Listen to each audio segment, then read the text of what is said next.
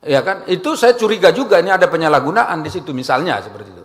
Tapi dengan ada ini, saya tidak tahu ini kok tiba-tiba kita setuju saja gitu. Dan kenapa pemerintah buru-buru?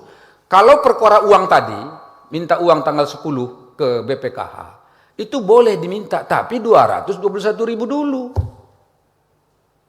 Paham nggak maksud saya? Jadi jangan minta semua dari 241.000. Nanti kalau sudah disahkan yang 20.000 tambahan itu, barulah itu kita bisa tambahan dari BPKH. Saya kira itu Pak Ketua, ini kita dudukkan secara objektif dan adil supaya ini kelihatan bahwa sebetulnya persoalan ini ya, karena ini kalau ini kita sepakati bahwa ada pelanggaran di situ, ini bisa kacau, ini panjang cerita.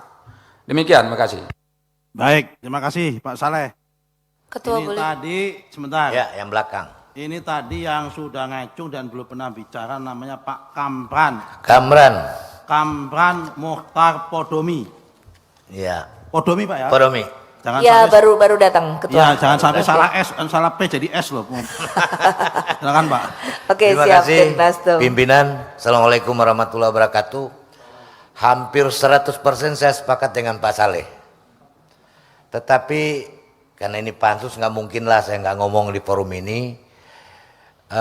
Pertama, semangat mendapatkan kuota haji tambahan itu apa sih semangatnya? Semangatnya kira-kira untuk mendapatkan haji tambahan itu apa?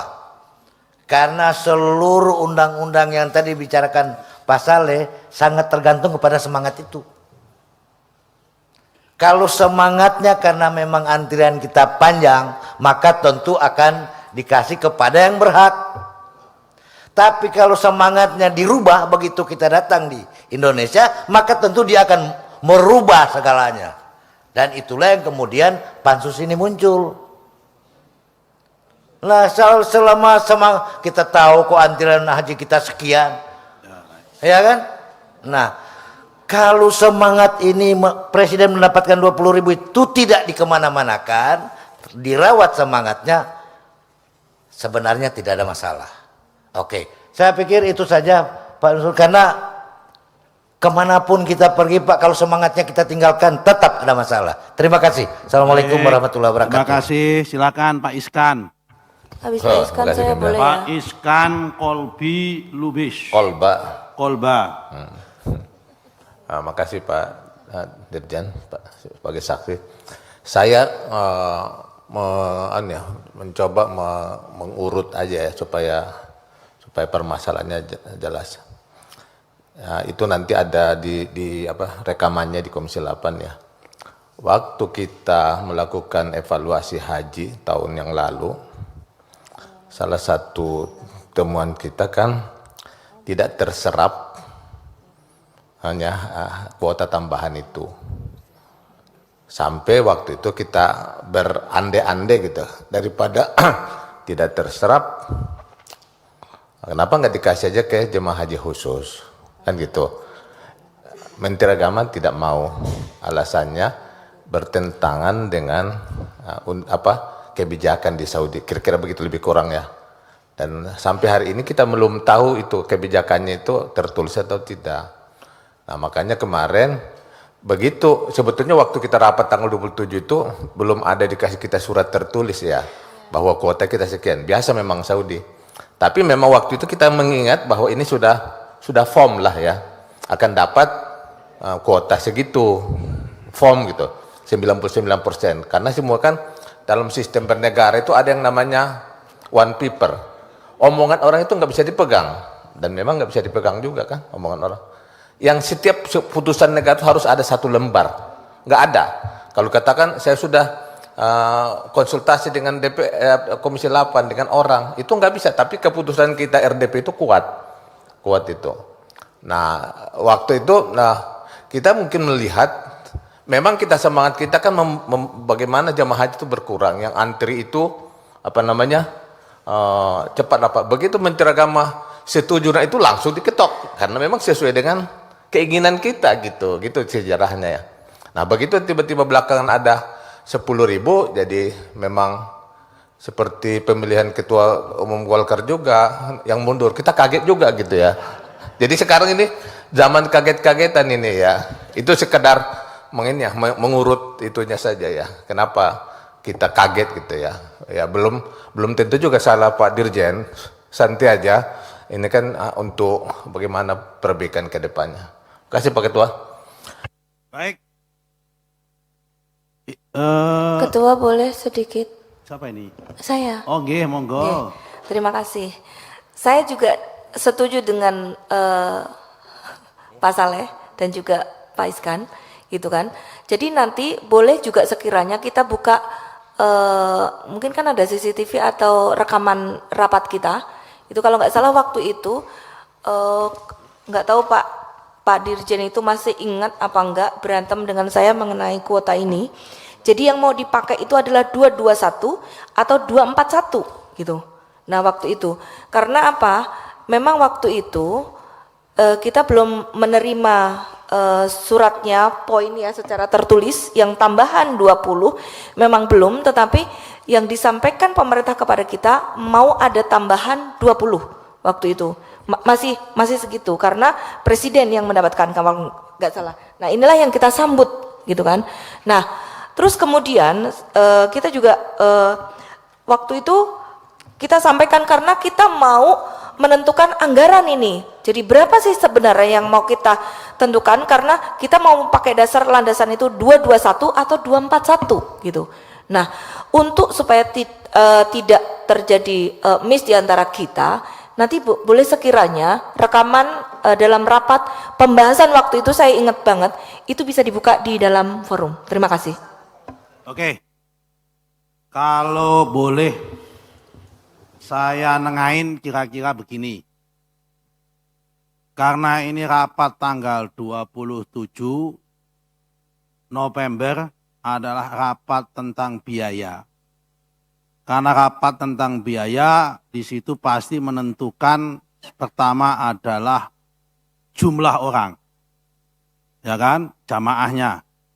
Karena akan kaitannya dengan jumlah biaya. Kemudian adalah kurs mata uang.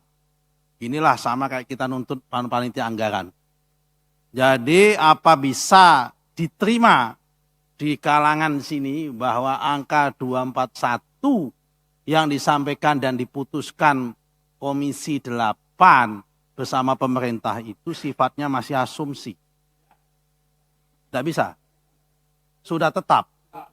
Sudah robas. Kalau robas, basisnya apa? Basisnya apa? Apakah waktu itu sudah ada surat ketetapan dari pemerintah Saudi bahwa angkanya memang sudah 241? Pertama, Pak, saya jawab. Ya, silakan. Basisnya tidak ada satupun sanggahan ketika dilakukan rapat itu dan ketika kita putuskan angka 241.000 itu. Oh gitu. Ya, tidak ada sanggahan. Ya. Pertama itu. Terus yang kedua, bahwa jarak antara kita tahu informasi yang diberikan oleh Kemenak tentang kuota tambahan itu, ya jaraknya lebih dari sebulan. Ya, bulan Oktober, pertengahan Oktober kita putus 27 November. Sudah ada informasi. Informasi itu. Itu sudah informasi atau ketetapan? Kita akan percaya kepada Kementerian Agama. Kita percaya kepada informasi yang disampaikan oleh Bapak Presiden pada waktu itu, yang langsung. Oh, oke. Jadi sudah ada kebijakan ya? Kebijakan.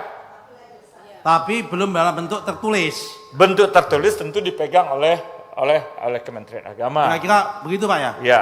Maaf, jadi memang sudah diumumkan di media. Iya. Bapak Presiden menerima. Masa kita nggak dikabari percaya pada Pak Presiden? Iya. Ketua izin. Ya gini, supaya jelas. Tapi untuk dokumen belum ada. Karena belum ada, makanya belum ada legal standing. Surat dalam bentuk dari, apakah surat dari Saudi, meskipun kita sama-sama tahu, Saudi itu lebih kuat omongan daripada surat. Yang namanya Saudi ini, karena biasanya begitu. Ya kan? Ini 241 dijadikan pegangan karena omongan antara presiden dengan kepala negara, sama-sama kepala negara, maka Menteri Agama beserta jajarannya sebagai pembantu presiden menerjemahkan, membuat angka ini gitu kan kira-kira. Ya, izin Pak. Nah, silakan. Jadi memang pada saat RDP ya ataupun Panja, kita memang agak panjang berdebat tentang hal itu gitu ya. Dan apakah statement dari Bapak Presiden yang sudah dikabari oleh Perdana Menteri Kerajaan Saudi Arabia terkait dengan kuota itu bisa menjadi langsung landasan ataukah memang harus dicari. Karena itu seperti saya sampaikan, saya mengirimkan surat pada Wakil Menteri untuk kepastian itu sejak tanggal 23 November Pak. Ya, jadi sebelum kita final.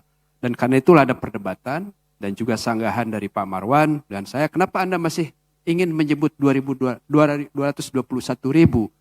Ya, apakah tidak percaya dengan statement itu? Jadi sebetulnya kami baik di e-Hajj ya maupun di dalam surat itu belum dapat. Jadi sebetulnya dari situ awalnya. Ya meskipun Ketua, ujungnya. Kalau ini apanya alasannya saya koreksi juga. Ya. Setiap tahun sebelum keluar di e-Hajj kita sudah putuskan di Panja. Setiap tahun. Nanti setelah diputuskan baru keluar e-Hajj. Itu setiap tahun. Apa pegangannya? Omongan.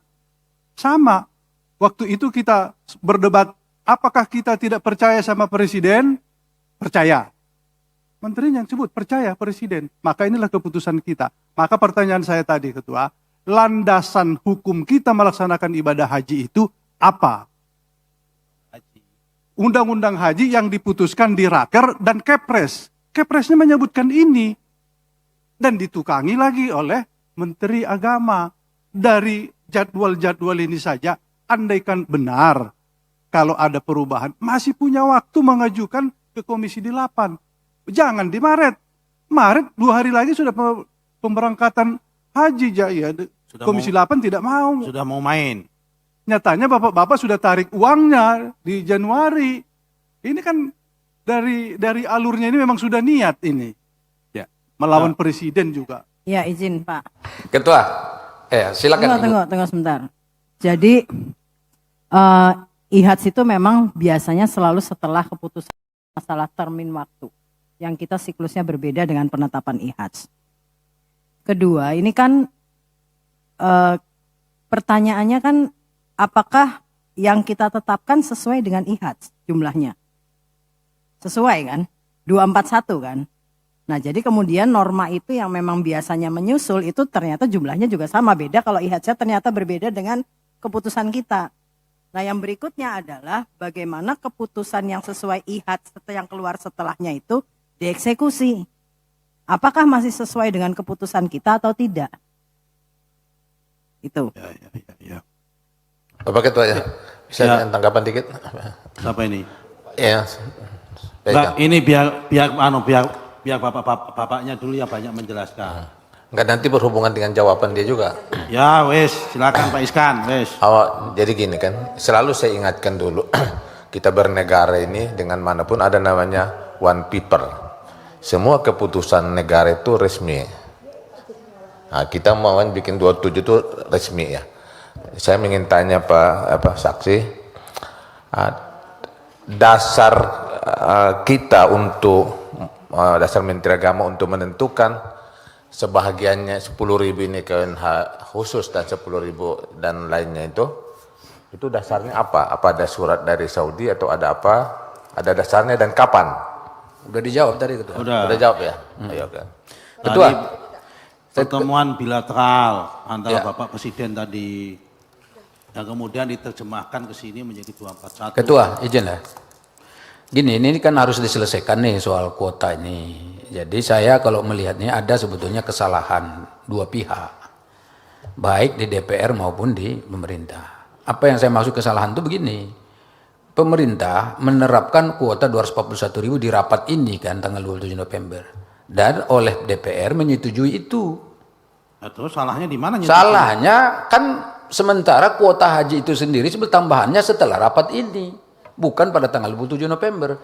Jadi kalau mereka mengalihkan 10.000 berdasarkan pasal 9 tadi, dasar dia kan untuk mengalihkan 10.000 ke ini karena ada kewenangan menteri di situ.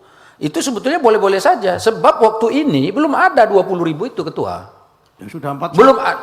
Belum ada tertulis. Ini kan gini loh. Sama, saya bantah kalau itu. Sebentar. 221.000 pun tidak ada. Iya, 221.000-nya juga Tidak belum ada. ada. Coba Ya. kalau dua-duanya tidak ada, kita Jadi mau pakai landasan Statusnya apa? sama. Oke, sebentar dulu. Itu Bos, setiap tahun. Gini. Yang melakukan proses persetujuan itu tidak salah, orang menyetujui kok salah.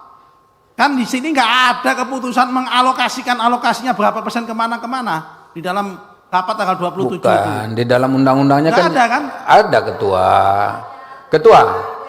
Baca yang tadi pasal 8, pasal 9 itu bedanya di situ ketua. Kalau dia ditetapkan setelah penetapan kuota haji ini, dia boleh mengalokasikan sendiri. Tapi kalau dia tidak menetapkan ini setelah ini, dia nggak boleh. Ini kalau ditetapkan di sini, ini udah clear, ditetapkan tanggal 27 November, dia tidak boleh lagi. Sebentar dulu dong, ini saya belum selesai bicara. Nanti kan Anda bicara nggak apa-apa. Kalau dia menetapkan di sini 241.000 bulat tanggal 27 November, Kementerian Agama salah mengalokasikan 10.000 untuk haji khusus gitu kan. Ya. Nah masalahnya yang menetapkan 241.000 tanggal 27 November bukan hanya Kementerian Agama. Sebab ini keputusan rapat. Keputusan rapat itu adalah dua pihak, di mana ada pemerintah, ada DPR. Nah sekarang kan kita menyalahkan mereka mengalokasikan berapa 10.000 ke haji khusus. Sementara kita juga setuju di sini bahwa ini 241.000 bulat berdua nih putusannya. Ini bisa dipahami maksud saya enggak? Nah masalahnya adalah andai kata pada saat ditetapkan di sini hanya 221.000, dia bisa mengalokasikan sendiri. Nah, itu sah. Tapi yang 241.000 juga ditetapkan di sini menurut saya dia tidak salah karena DPR menyetujuinya. Gini. Itu loh masalahnya. Gimana sih? Gini. Mohon maaf, Ketua Bapak Stambak Ketua. Saya mau menanya sedikit. Mohon maaf saudara saksi Prof. Hilman, untuk yang 221 ditetapkan sama pemerintah Saudi tanggal berapa, Nji? Yang 221 30 Juni 30 Juni 2023. Terus 2000 itu yang Oke. setelah dengan kumpulan OKI itu ya. Langsung diberikan dalam dokumen resmi. Belum pertemuan dengan OKI yang Desember. Yang ketetapan. Padahal kesepakatan kita kan Nah, dengan ini OKI ada. mendapatkan jumlah kuota itu. Kalau Ya berdasarkan itu. izin, kalau J. OKI itu normatif ya. Jadi seluruh dunia kuota-kuota itu Ya. basisnya OKI. Tapi kalau setelah kuota atau sebelum kuota? yang mana? Yang dengan OKI, dengan yang 221 juga tuh. Kalau gini, jadi OKI itu kesepakatan umum yang Iya. berlaku bertahun-tahun tentang jumlah. Jadi sebenarnya OKI itu Iya. tentang jumlah muslim di dunia. Jadi Iya, mereka kita di 221 Jadi juta kan- sehingga dapat 221. Jadi kerajaan Saudi melandaskan ke situ. Tapi poinnya adalah untuk kuota itu diberikan secara resmi 221.000 pada tanggal 30 Juni. Ada landasan hukumnya, ada landasannya dari Ada dokumennya. suratnya ada, Nah, dokumennya ada. Jadi karena itulah kami kenapa waktu itu berdiskusi bahwa yang ini tuh tambahan. Ya, tapi dokumen yang 221 ada ya? Ada. Nanti Ada. kami Terus berikan. tinggal yang 20.000 tanggal berapa, Pak Saudara Saksi? Yang 20.000 itu muncul officially ya di dalam MOU itu. 8 Januari. Buktinya itu, Pak. 8 Januari setelah 27 November ya? Ya, terima kasih Saudara Saksi. Pak Ketua, Ya, jangan. pembahasan memutuskan itu bukan hanya berdasarkan yang diterima pemberitahuan. Itu masih pemberitahuan, bukan ehad. Kita itu pasti sebuah jatah untuk Indonesia itu setelah muncul di ehad. Ehad itulah sebuah kepastian dan kita tidak pernah memutuskan di panja itu setelah keluar di ehad. Jadi sama, informasinya sama. Oke, andaikan itu pun iya. Mestinya ada persetujuan dari DPR perubahan itu. Kalaupun itu haknya menteri untuk mengalokasikan, tetap ada pasal yang mengatakan harus persetujuan DPR. Kalau DPR tidak setuju, itu akan kembali ke kuota lama. Itu ada bunyinya di sini. Bukan gini ya. Bentar ya. Sebetulnya pasal yang dipakai pasal 9 itu ya juga pasal yang nggak solid juga. Kalau kita menggunakan itu sebagai sebuah dalil. Karena dalil pasal 9 itu juga mengacu pada pasal 8. Dan pasal 8 itu nanti relatednya dengan pasal 64. Dan dalil pasal 9 itu juga mengatakan keputusan itu setelah Menteri Agama membuat keputusan lama, baru dia menentukan keputusan baru. Jadi sebetulnya dalil dipakai itu juga dalil nggak begitu kuat kalau menurut saya. Tapi ini saya bukan ahli hukum.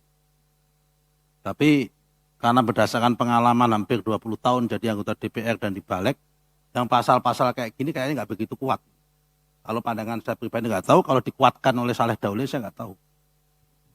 Kalau dengan pasal Enggak gini Ketua, saya begini, saya kan kita Tapi harus gini Ini Enggak, sepertinya saya- TikTok antara Pak Saleh Daulay Enggak, sama ini enggak. kita ingin ngobrol juga sebenarnya. Enggak, tapi sebetulnya ini- ini beda persepsi sebetulnya. ini pokok soalnya nggak di sini. Ini kembalikan ini yang jelas tadi di dalam saksi ini tadi ini 1:30. Ini tadi pokok masalah itu sudah terjawab. Kalau menurut saya pokok masalah sudah terjawab. Pokok masalahnya itu adalah pertama bahwa proposal tentang pembagian kuota 10.000 antara kuota khusus sama kuota haji khusus sama haji reguler itu adalah proposal dari pemerintah yang kemudian dibungkus di dalam MOU pada tanggal 8 Januari. Nah itu dulu kita pegang. Kemudian perdebatan Kepatano tentang pasal 241 apakah sebuah ketetapan atau masih asumsi itu adalah perkara lain.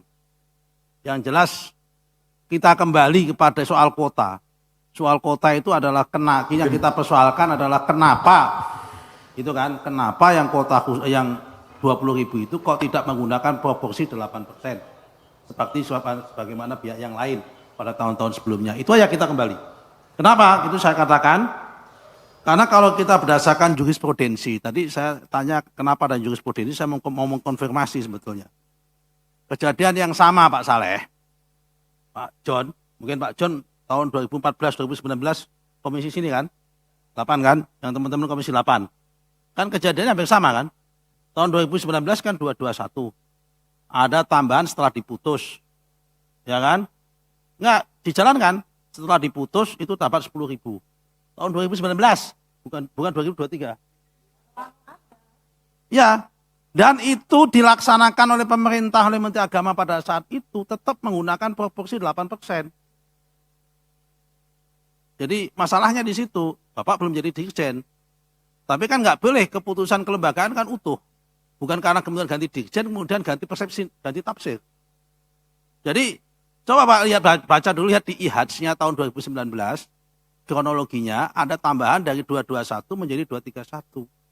Di 231 itu pun proporsinya penambahan itu juga sama.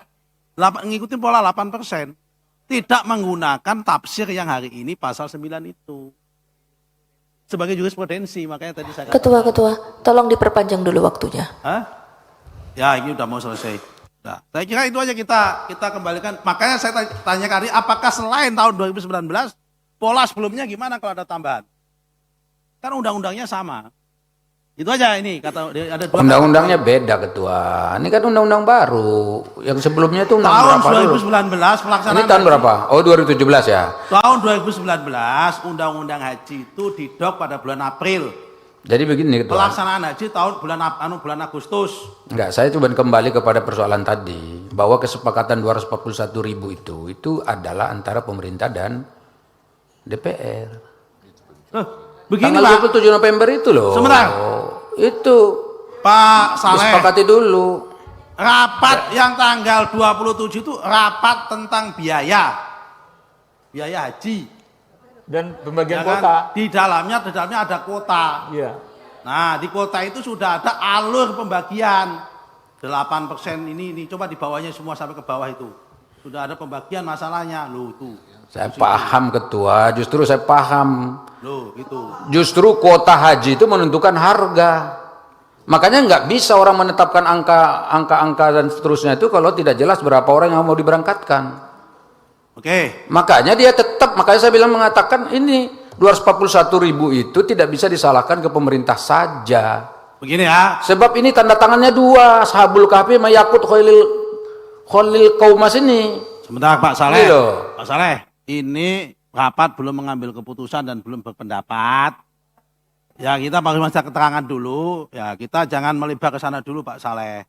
Ya kan, nanti akan sampai ke situ. Nah, oke. Saya kira cukup ya penjelasannya ya. Cukup ya.